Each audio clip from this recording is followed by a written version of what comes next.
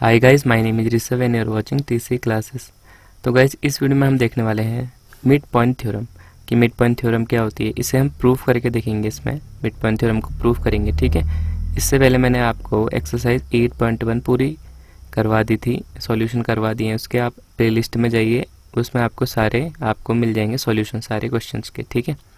तो आज का वीडियो स्टार्ट करते हैं। इस वीडियो में हम देखने वाले हैं मिड पॉइंट थ्योरम कि मिड पॉइंट थ्योरम है क्या, और इसे प्रूफ करके दिखाएंगे आपको, ठीक है। तो चलो स्टार्ट करते हैं। द मिड पॉइंट थ्योरम, तो इसकी पहले स्टेटमेंट पढ़ लेते हैं। The line segment joining the mid points, एक लाइन सेगमेंट जो क्या कर रहा है, बोल रहा है आपका मिड पॉइंट्स को जॉइन कर रहा है of any two sides of a triangle, किसी भी दो साइड्स के, किसके, ट्रायंगल के। Is parallel to third side, वो थर्ड साइड के पैरेलल होती है। And equal to half of it, और उसके हाफ के इक्वल होती है। मतलब कहने का मतलब क्या है, अगर मानो हमने ए बी और सी एक ट्रायंगल लिया, इसमें एक मिड पॉइंट लिया हमने, क्या यहाँ से लिया हमने डी, और इधर वाला आपका मिड पॉइंट है ई। डी ई क्या है, इनके मिड पॉइंट है। और क्या बोल रहा है आपका कि जो मिड पॉइंट लिया आपने, जो डी ई लिया है ना, ये बी सी के पैरेलल होगा। ये जो सेकेंड आपकी साइड है डी ई, ये आपके बी सी के क्या होगी, पैरेलल होगी। एक तो ये बताना है, और क्या कह रहा है, ये equal to half of it, और जो डी ई है वो बी सी का हाफ भी होगा, ये आपको बताना है। तो सबसे पहले तो ये लिखते हैं टू प्रूव, कि हमने प्रूफ क्या करना है, ठीक है।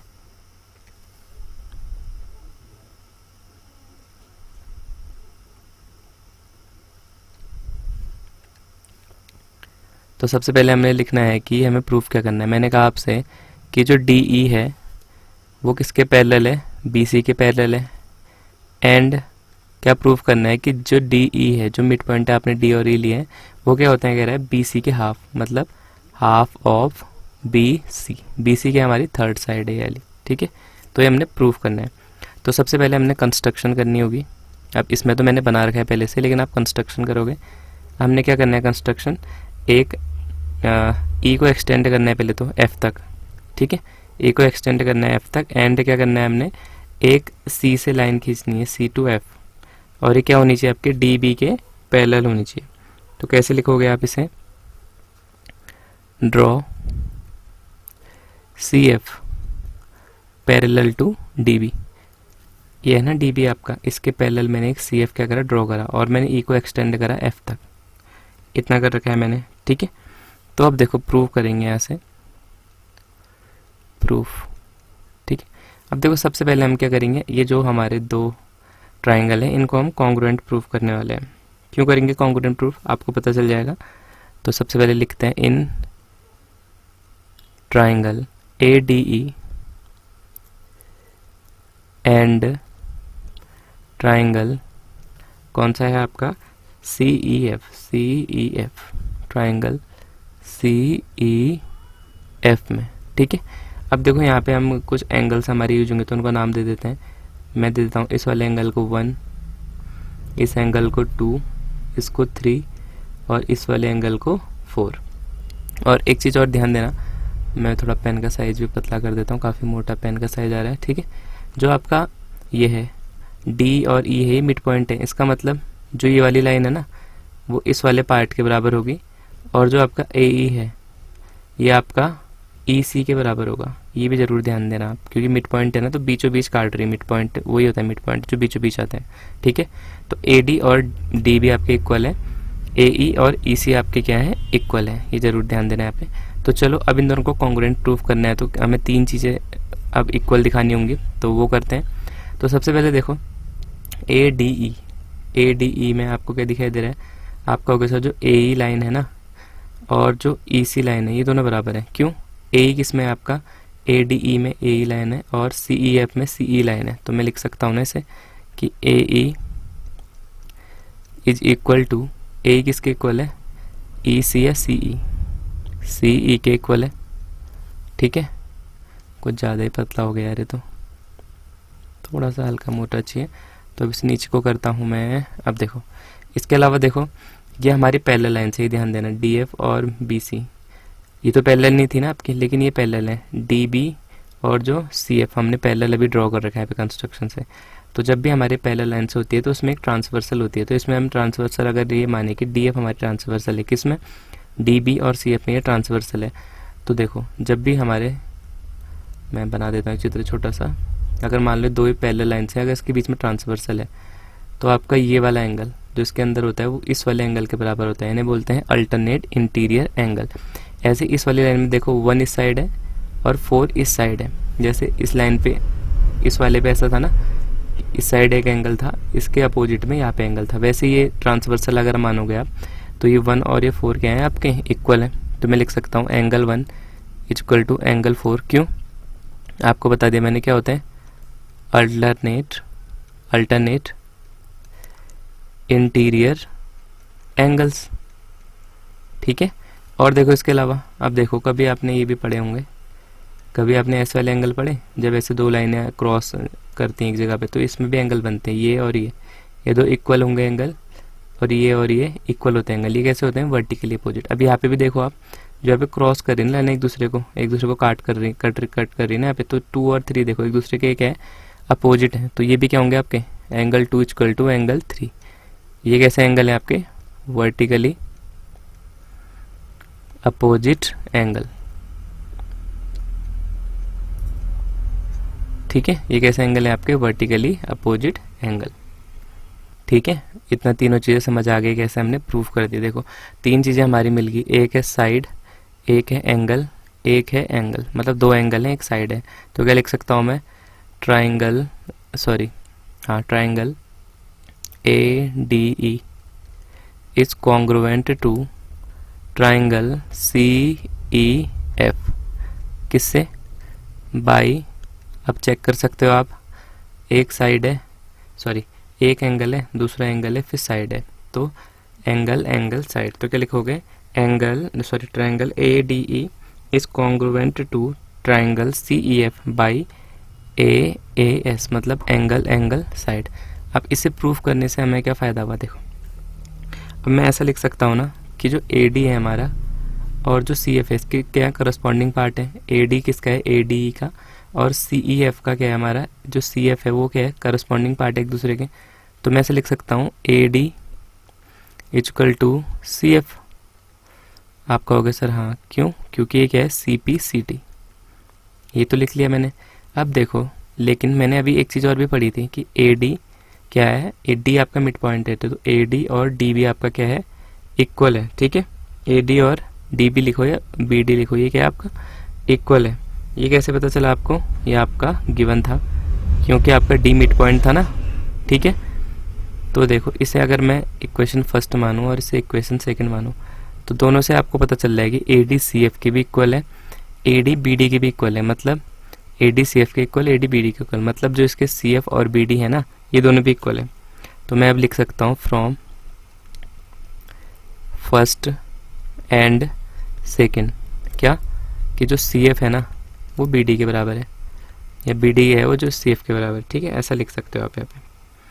तो देखो अब क्या करेंगे, मैं इसे डाउन करता हूँ थोड़ा सा। अब देखो CF और BD कहाँ है, पहले तो ये आपका CF और ये आपका BD, CF और BD भी आपके इक्वल निकल गए। अब मैं यहाँ पे लगा देता हूँ निशान।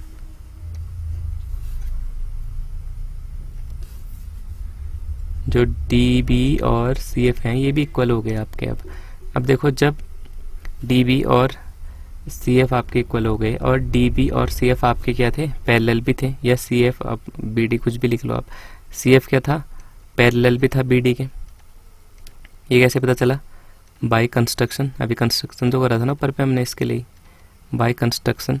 ठीक है, तो मैं इसे मान लेता हूँ थर्ड, इसे मान लेता हूँ फोर्थ। तो अब थर्ड और फोर्थ से मैं क्या पता चल रहा है, फ्रॉम थर्ड एंड फोर्थ क्या पता चल रहा है कि CF BD के इक्वल भी है और CF BD के क्या है, पैरेलल भी है। इसका मतलब CF और BD किस में है आपके, जो CF और BD ये क्या है आपका, एक पैरेललोग्राम है। क्यों, आपको पता होगा क्यों होता है ऐसा, जब भी एक साइड इक्वल भी हो और पैरेलल भी हो तो वो क्या होता है आपका, एक पैरेललोग्राम होता है। 3 और 4 से मुझे क्या पता चला कि जो आपका DB CF है ना वो एक पैरेललोग्राम है, इज अ पैरेललोग्राम। अब इसको पता चलते ही आपको क्या फ़ायदा हुआ कि जो इसके अपोजिट साइड है, अपोजिट क्या है आपकी, DF और बी सी भी आपके क्या होंगे, इक्वल होंगे। D F equal to B C होगा, एंड डी एफ और बी सी आपके इक्वल भी हैं, और डी एफ और बी सी आपके पैरेलल भी होंगे, तभी तो पैरेललोग्राम है ना। और आप ये भी बोल सकते हो कि जो डी ई है ना वो भी बी सी के पैरेलल होगा। डी एंड सी, सी था ना, सॉरी, डी एंड ई और बी और C, D E is parallel to B C. एक तो ये प्रूफ करना था हमें कि जो हमारे मिड पॉइंट है वो थर्ड साइड के क्या है, पैरेलल है। अब देखो ना, अगर डी एफ आपका बी सी के पैरेलल है तो उसका टुकड़ा डी ई जो है वो बी सी के पैरेलल तो होगा ही ना, तो वही चीज़ मैंने यहाँ नीचे लिख दी है। अब नेक्स्ट टाइम में क्या देखना है, नेक्स्ट टाइम में देखना है कि डी ई क्या है, हाफ है किसका, बी सी का, मतलब जो मिड पॉइंट है वो थर्ड साइड के हाफ भी होते हैं। चलो इसे भी नीचे कर लेते हैं। तो देखो इसको मैं ऊपर से कर लेता हूँ आपका पेन चेंज करके। अब हमें पता है ना, हमने एक चीज़ अभी निकाली थी, वी नो डी एफ क्या हमारा बी सी के बराबर है। ये कहाँ से है, अभी तो पता करा ना हमने, एक पैरेललोग्राम है तो उसके जो अपोजिट साइड्स के पेयर होते हैं वो इक्वल और पैरेलल होते हैं। तो इससे हमने फर्स्ट वाला भी प्रूफ किया था, इस वाले से हम सेकंड भी प्रूफ करेंगे, ठीक है। तो डी एफ क्या था हमारा, ऊपर चलो देखते हैं एक बार। डी एफ क्या है आपका, एक तो D E plus E F, इन दोनों को मिलकर के बनी पूरी लाइन डी एफ बनी है। तो मैं डी एफ को क्या लिख सकता हूँ, आपका होगा sir D E plus E F, दो टुकड़े मिलके तो बनाया ना डी एफ, बराबर किसके है, बी सी के। ये करने का मकसद क्या था, ये करने का मकसद अभी पता चलेगा आपको। अब देखो यहाँ पे जो ई एफ है ना आपका, ई एफ और डी ई, ये दोनों भी बराबर होंगे। कैसे, क्योंकि हमने भी प्रूव करा ना कि एंगल जो ट्राइंगल ए डी ई और सी ई एफ दोनों क्या हैं, कॉन्ग्रुएंट हैं। ये दोनों कॉन्ग्रुएंट है तो जो इसकी करस्पॉन्डिंग साइड है वो भी इक्वल होंगी। जैसे हमने ए डी और सी एफ को इक्वल करा था, तो हम डी ई और ई एफ भी तो इक्वल कह सकते हैं ना। कैसे, सी पी सी टी से। तो मैं यहाँ पे लिख सकता हूँ ना कि जो ई एफ है वो किसके इक्वल है, डी ई के। कैसे, कैसे कहोगे, आप कहोगे क्योंकि क्या था, सी पी सी टी से, सी पी सी टी। ये नीचे से लिख सकते हो कि triangle A D E is congruent to triangle C E F, ठीक है। अब ई एफ और डी ई इक्वल हैं तो ई एफ की जगह डी रख सकता हूँ, हाँ रख सकता हूँ। तो D E plus E F की जगह क्या रखूँ, D E equal to B C. तो डी ई और डी क्या हो गया आपका, twice of D E equal to B C. अभी 2 मल्टीप्लाई में तो वहाँ कहाँ चले जाएगा, डिवाइड में। तो मैं लिख सकता हूँ D E equal to half of B C, या बी सी अपॉन 2 लिख लेता, लेकिन मैंने हाफ इसलिए लिखा क्योंकि आपको इसी टाइप से ऊपर दिया हुआ है। या आपका ये भी प्रूफ हो गया। इस चीज़ को आप ऐसे भी लिख सकते थे, कोई दिक्कत नहीं है। D E equal to B C upon 2। ये भी बात हुई है कि जो थर्ड साइड है वो हाफ होती है किसकी, मिड पॉइंट की, ठीक है। तो ये दोनों प्रूफ करने थे आपको मिड पॉइंट थ्योरम में, ये दोनों प्रूफ कर लिए हैं।